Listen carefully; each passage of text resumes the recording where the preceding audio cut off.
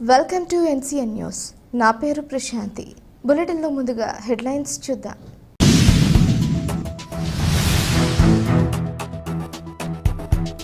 ప్రజా ఆరోగ్యమే లక్ష్యంగా ఆసుపత్రుల్లో మౌలిక సదుపాయాల కల్పన. మంత్రి వై సత్యకుమార్ యాదవ్. ప్రజా ఆరోగ్యమే లక్ష్యంగా ఆసుపత్రుల్లో మౌలిక సదుపాయాలు కల్పించి రాష్ట్రాన్ని ఆరోగ్య ఆంధ్రప్రదేశ్గా తీర్చిదిద్దుతామని రాష్ట్ర ఆరోగ్యం, కుటుంబ సంక్షేమం మరియు వైద్య విద్యాశాఖ మంత్రి వై సత్యకుమార్ యాదవ్ తెలిపారు.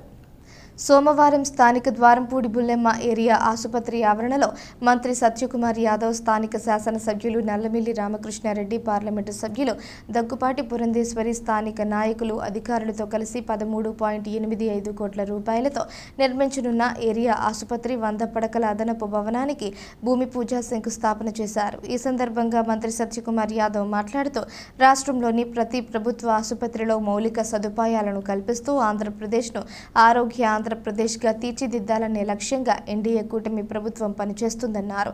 అనపర్తి సామాజిక ఆరోగ్య కేంద్రాన్ని ఏరియా ఆసుపత్రిగా అభివృద్ధి చేయడం కొరకు 13.85 కోట్ల రూపాయలతో 100 పడకల అదనపు భవనాన్ని నిర్మించే దిశగా భూమి పూజ శంకుస్థాపన చేయడం ఎంతో సంతోషంగా ఉందన్నారు. ఈ కార్యక్రమంలో రాజమండ్రి పార్లమెంట్ సభ్యులు దగ్గుపాటి పురంధేశ్వరి, శాసనసభ్యులు Nallamilli Ramakrishna Reddy, regional director P Padma Sasidhar, జిల్లా వైద్య ఆరోగ్య శాఖ అధికారులు డాక్టర్ కె వెంకటేశ్వరరావు తదితరులు పాల్గొన్నారు.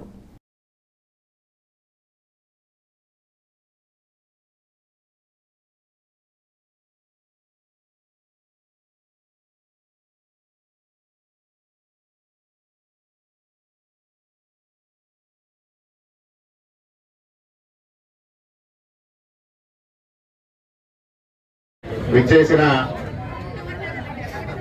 సహచర శాసనసభ్యులు, రాష్ట్ర వైద్య ఆరోగ్య శాఖ మంత్రివర్యులు పెద్దలు శ్రీ సత్యకుమార్ గారికి స్వాగతం పలుకుతూ సంతోషం.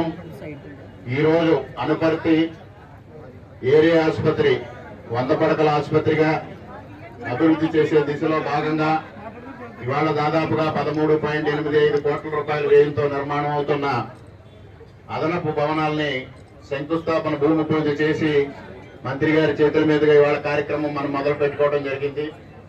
మరి గతంలో ఒకసారి ఈ ఆసుపత్రి చరిత్ర తీసుకుంటే ఎప్పుడో పూర్వం ప్రాథమిక ఆరోగ్య కేంద్రంగా ఉన్నదాన్ని మా తండ్రి గారు మూలారెడ్డి గారు శాసనసభ్యులుగా ఉండగా 30 పడకల ఆసుపత్రిగా పెంపొందింపజేయడం, ఆ తదుపరి 2014-19 మధ్యకాలంలో దాదాపు 5 కోట్ల రూపాయలు నాబార్డు నిధులతో భవనాలను ఏర్పాటు చేయడం కూడా జరిగింది.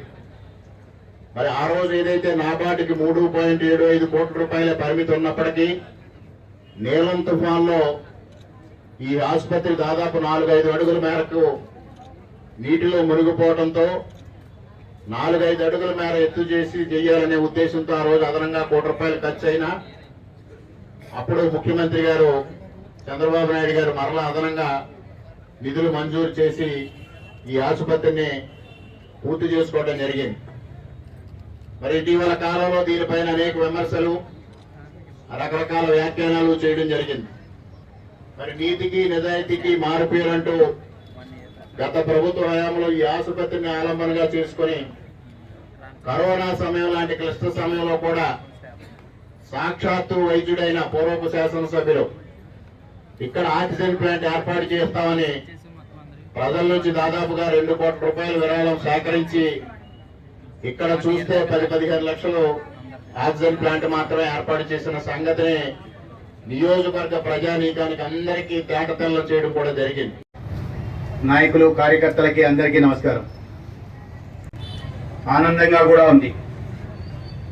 ఎందుకంటే ఏదైనా ఆసుపత్రిలోకి వెళ్తే అది ఒక దేవాలయానికి వెళ్ళిన అనుభూతి నాకు కలుగుతుంటుంది. ప్రాణం పోసేది, ప్రాణం నిలిపేది చికిత్సా కేంద్రాలు, ఆసుపత్రులే కాబట్టి ఆసుపత్రులని దేవాలయాల అందంలో ఎటువంటి సంకోచం అవసరం లేదని నేను భావిస్తాను.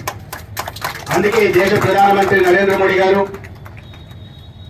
ప్రాథమిక ఆరోగ్య కేంద్రాలని, ప్రైమరీ హెల్త్ సెంటర్స్ ఉంటే వాటిని ఆయుష్మాన్ ఆరోగ్య మందిరం అన్నారు ఆయన.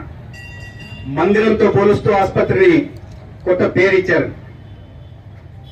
అటువంటి పవిత్రమైన ఆసుపత్రి సిఎస్సి నుంచి ఏరియా హాస్పిటల్ గా అప్గ్రేడ్ చేస్తున్న సందర్భంగా ఆ శంకుస్థాపనకు వచ్చే అవకాశం కలిగించిన రామకృష్ణారెడ్డి గారికి ముందుగా నేను ధన్యవాదాలు తెలియజేస్తున్నాను.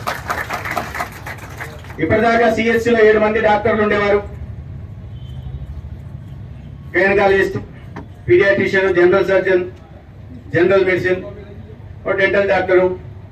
ఇప్పుడు అది పోయి అప్గ్రేడేషన్ అయిన తర్వాత ఇవాళ మీకు వైద్య సేవలు అందించడానికి 22 మంది డాక్టర్లు ఉంటారు. వెంట ఒక దంత వైద్యుడు ఉంటాడు, వెంట ఒక ఫిజియోథెరపిస్ట్ కూడా ఉంటాడు.